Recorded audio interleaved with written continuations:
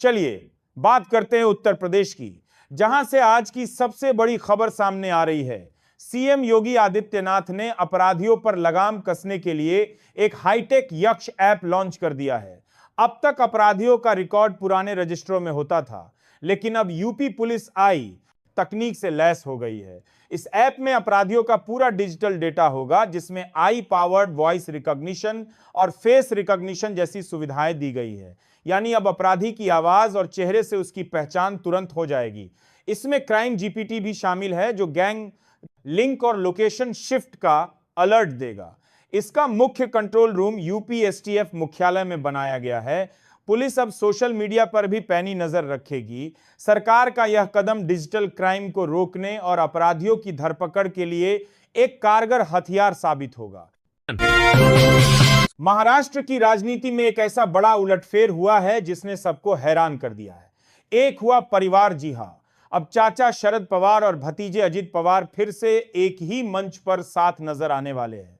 पिंपरी चिंचवड़ नगर निगम चुनाव से पहले अजित पवार ने खुद ऐलान नगर निगम चुनाव से पहले किया है कि घड़ी और तुरहा यानी दोनों एनएससीपी गुट अब मिलकर चुनाव लड़ेंगे।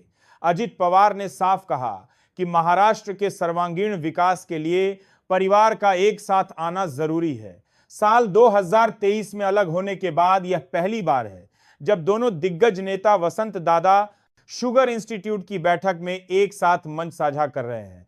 राजनीतिक गलियारों में तो अब यह चर्चा भी शुरू हो गई है कि क्या शरद पवार भी जल्द ही एनडीए गठबंधन में शामिल होंगे।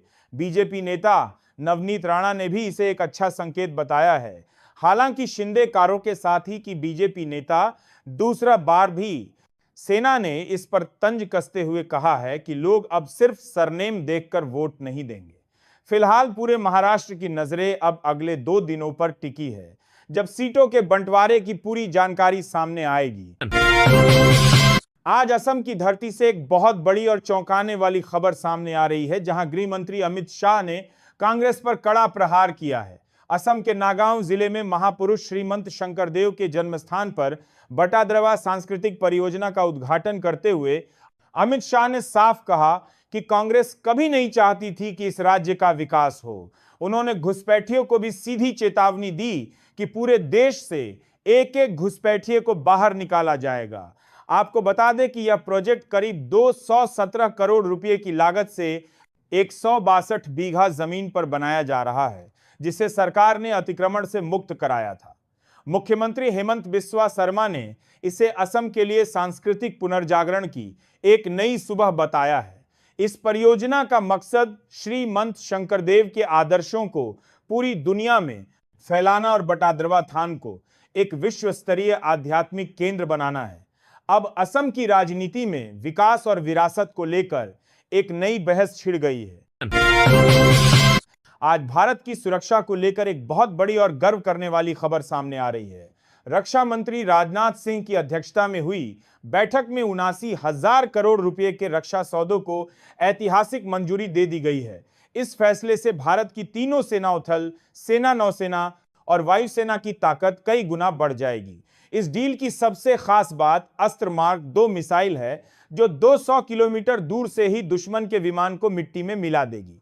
इसके अलावा अब भारतीय सेना के पास आधुनिक ड्रोन, लोइटरिंग म्यूनिशन और पिनाका रॉकेट सिस्टम जैसे घातक हथियार होंगे। T-90 टैंकों और Mi-17 हेलीकॉप्टरों को भी नए जमाने के हिसाब से अपग्रेड किया जाएगा। यह कदम न केवल हमारी सीमाओं को अभेद्य बनाएगा, बल्कि रक्षा क्षेत्र में भारत को आत्मनिर्भर भी बनाएगा। अब दुश्मन भारत की तरफ आंख उठाने से पहले 100 बार सोचेगा। अगर आप भी आयुर्वेद या होम्योपैथी दवाओं का इस्तेमाल करते हैं तो आज की यह खबर आपके लिए बहुत जरूरी है। सरकार ने आयुष दवाओं की शुद्धता और भरोसे को बढ़ाने के लिए एक ऐतिहासिक फैसला लिया है। अब बाजार में मिलने वाली आयुर्वेद, यूनानी और होम्योपैथी दवाओं की असली वैज्ञानिक जांच होगी, जिसके लिए सरकार ने 108 नई हाईटेक लैबोरेटरीज को मंजूरी दे दी है। अक्सर लोग सवाल उठाते थे कि क्या इन दवाओं का कोई साइड इफेक्ट होता है। इसी को ध्यान में रखते हुए सरकार ने फार्माकोविजिलेंस प्रोग्राम शुरू किया है, जो अब इन दवाओं के असर और किसी भी तरह के साइड इफेक्ट पर पैनी नजर रखेगा। अब ये दवाएं सिर्फ परंपरा के भरोसे नहीं, बल्कि ड्रग्स रूल्स 1945 के कड़े नियमों के दायरे में होंगी। देश भर में 3 लेयर का एक ऐसा सिस्टम बनाया गया है जो कच्चे माल से लेकर फाइनल दवा तक की क्वालिटी चेक करेगा। भारत अब आयुष को दुनिया की सबसे सुरक्षित और वैज्ञानिक चिकित्सा प्रणाली बनाने की दिशा में यह बड़ा कदम उठा चुका है। दोस्तों, असम के नौगांव से आज की सबसे बड़ी और चौंकाने वाली खबर सामने आ रही है, जहां गृह मंत्री अमित शाह ने कांग्रेस पर अब तक का सबसे तीखा हमला बोला है। शाह ने सीधे तौर पर आरोप लगाया कि कांग्रेस ने घुसपैठियों को अपना वोट बैंक बनाकर देश में बसाया और असम की महान संस्कृति के साथ खिलवाड़ किया। उन्होंने दहाड़ते हुए कहा कि अब पूरे देश से एक एक घुसपैठिए को बाहर निकाला जाएगा। गृह मंत्री ने मुख्यमंत्री हेमंत बिस्वा शर्मा की तारीफ करते हुए बताया कि राज्य में 1 लाख बीघा से ज्यादा जमीन को घुसपैठियों के कब्जे से मुक्त कराया गया है। मोदी सरकार ने पिछले 11 सालों में असम के विकास पर 15 लाख करोड़ रुपए खर्च किए हैं और करीब 10,500 उग्रवादियों ने आत्मसमर्पण कर मुख्यधारा का रास्ता चुना है। अमित शाह ने साफ कर दिया कि बीजेपी का अगला मिशन पूरे भारत को घुसपैठ मुक्त बनाना है। असम की राजनीति में इस बयान ने अब एक बड़ा भूचाल ला दिया है।